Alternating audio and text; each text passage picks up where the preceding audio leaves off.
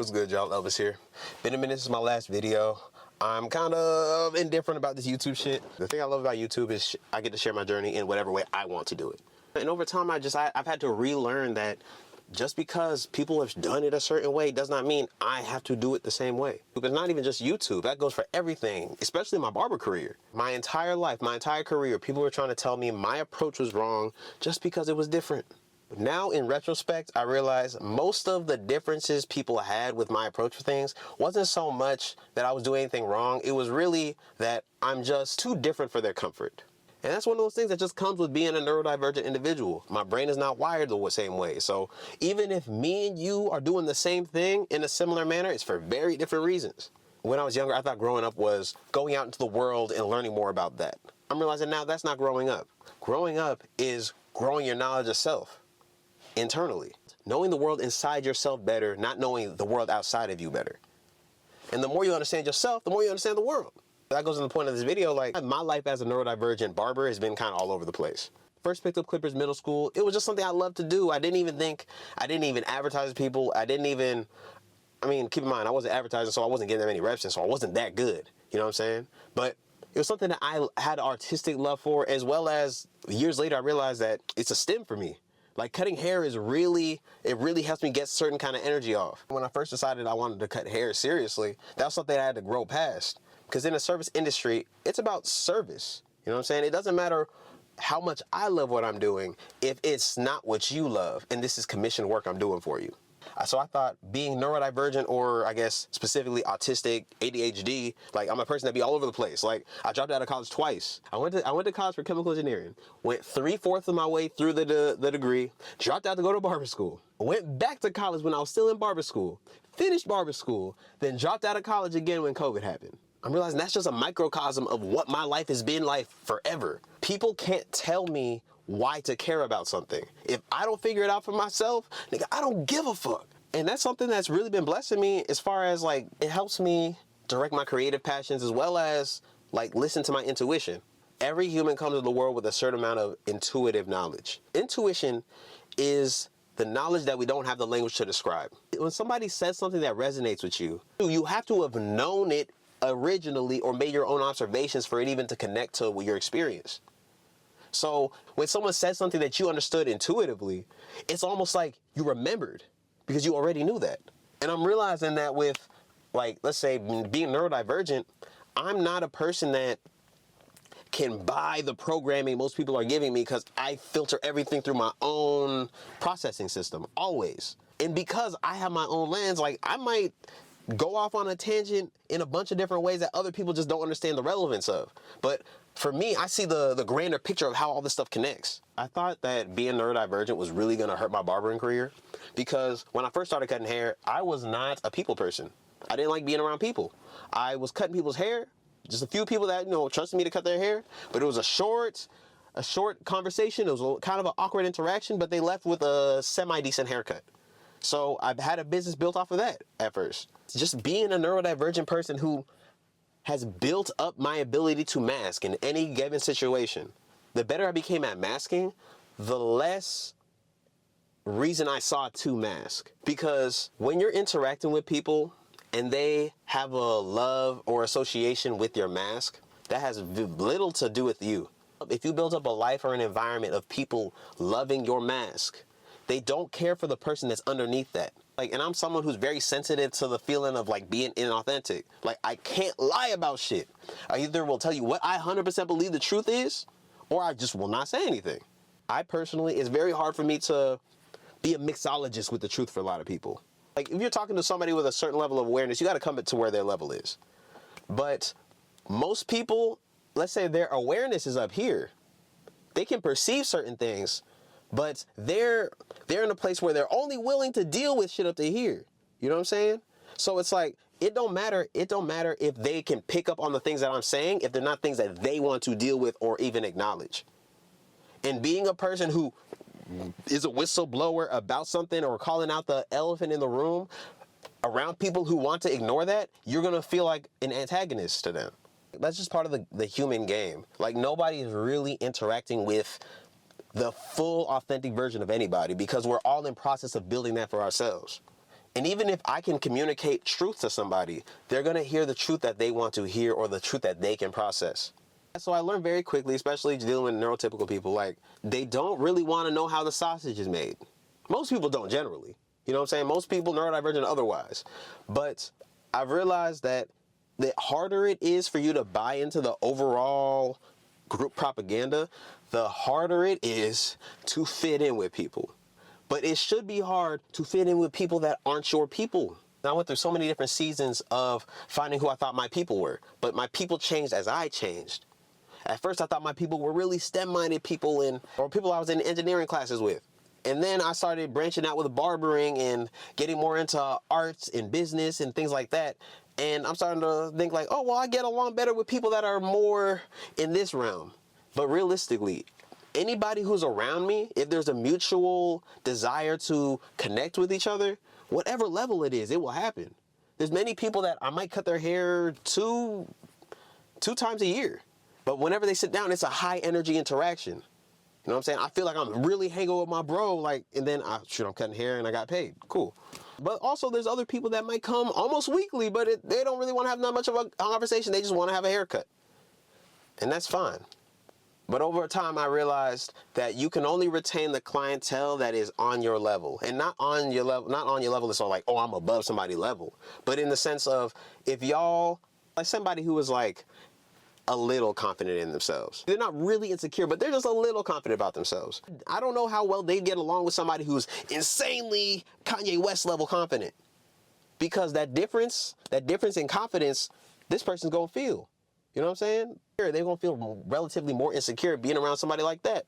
And then also a super confident person around somebody who's relatively insecure is going to feel weird, because everything I'm saying sounds like bragging to you. But I've realized the more comfortable I've become with myself, the easier it is for me to be comfortable with other people. Because the better you learn yourself, the better you learn the people that are for you.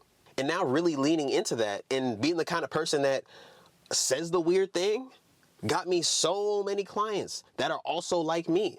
I have a large neurodivergent population when it comes to my clients. And these aren't people that I ever go out and like hunt for. They're people that are magnetized to me and I'm magnetized to them. Just because we lean into our own authenticity, we lean into our own intuitive knowledge, we're trying to grow ourselves. You know what I'm saying? There's a lot of neurotypical people that I relate to on the same level. It's just we can't relate on how our brains are wired. You know what I'm saying? But more than anything, I really see it as a superpower, because just being a neurodivergent person or autistic or whatever, I'm not like officially diagnosed, but nigga, I been knew. In a room, like I can pick out my clients or people that would be receptive to being my client.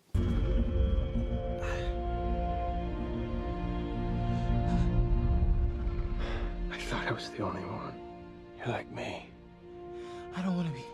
I don't think you have a choice, kiddo. I saw a meme somewhere, like Into the Spider-Verse movie, Peter and Miles notice each other. It's like, oh, you got the same shit going on. Like, that's how it really be. But I've noticed that there's this kind of invisible pull from people that are a similar level of authentic. There's like a magnetic force, you know what I'm saying? I didn't realize it when I was a kid, because like, you know, say you're in school, you just click up whoever's in your class and just around you, you know what I mean? But I'm also looking back, like a lot of the people that I clicked with initially, it was because we were both on the fringes of what the normal was, you know what I'm saying?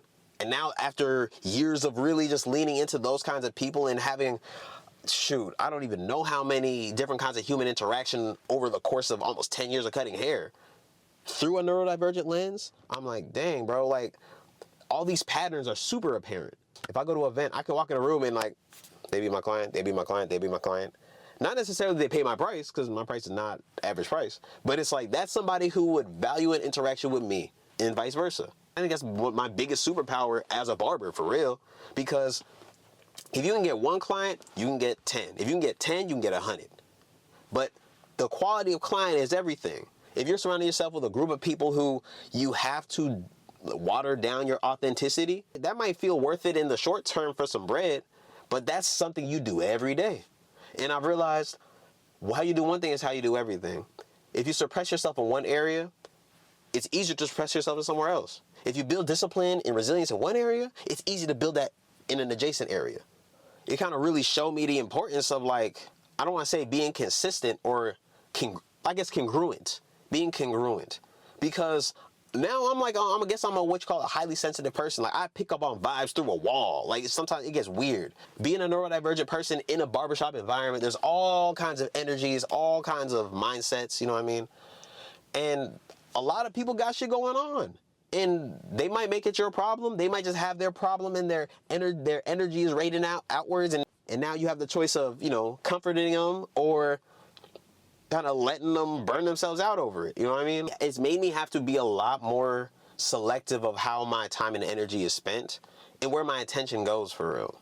Because I'm not a person that can be at the shop for 12 hours. Like, if I'm at the shop for 12 hours, I want to be cutting hair all the way through and then go. Like, my social battery is tiny. And I've stretched it a lot just being a barber. But now, because the quality of my clientele is so high, most of the people that sit down are people that we're sitting here pouring our heart to each other and just like really connecting as people. It's one thing to have 15 haircuts in a day and it's just haircuts, knocking them out. It's another thing to have 15 therapy sessions in a day. You know what I mean? Now, like, my business isn't even structured around haircuts specifically. It's really structured around me rationing out slots of my time and my energy that also come with haircuts. But this is not something that most people can understand because I'm a neurodivergent barber. I feel like a barber in like quotes, low key, because like most of my clients don't even see me as, they see me as their barber, but they really just think of me as they cool homie with some clippers. Because I'm the type of person, I send my clients off to people when I don't have time, or literally like you move, or even people that still stay in my city. I don't mind passing them to my homie. I do not own your scalp. I do not own the hair that comes out of it. I just appreciate the interactions I have with people, and there's good, authentic energy there. That's what pays me. So now I'm at a point where I'm so picky, like niggas be telling me, oh, you don't make no money. And I'm like, damn, nigga, you right. I don't care about money. Money is a byproduct of the change I want to make, for real. I'll probably make some more videos talking about being a neurodivergent barber or whatnot, because this is like a big topic and it's super relevant to me, at least. But that's kind of all I got for right now. If you're interested in any one-on-one coaching or you have any video requests, feel free to check the description. There's a link for that. I moved all my college and better barbering content to Patreon. You got access to all of it for a suspiciously low price. Feel free to check my description. And I also got an ebook dropping.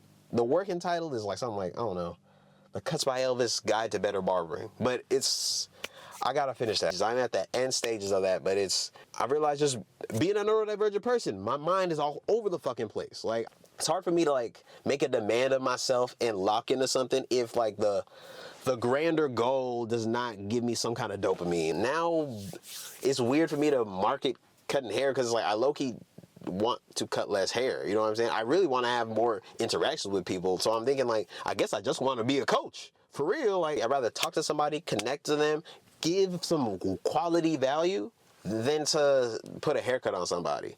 But it's just coincidental that all my interactions with my clients are that already, because that's how I built up my business from the ground up, because that's what resonates with me. But I know somebody built different, wired different, would need something for them. That's also my whole thing with better barbering. Like better barbering is basically barbering through a neurodivergent perspective. Everybody told me the way I was cutting hair and doing barbering was wrong. Then I found out, oh, it's not wrong, it's just different. And that allowed me to define better barbering for me. That's low-key the whole thing. But yeah, if this sparked anything for you, go ahead, comment, like, all that stuff. Subscribe if you want to. I really want you to get on Patreon, not gonna lie. I plan on putting a bunch of podcasts and plan on dropping exclusive content. I plan on dropping some music and a bunch of shit. So if you're curious about what I got going on, check out Patreon. Also, like, any Patreon exclusive content will find its way on YouTube eventually, but all right, till next time, craft over clout. I'm out.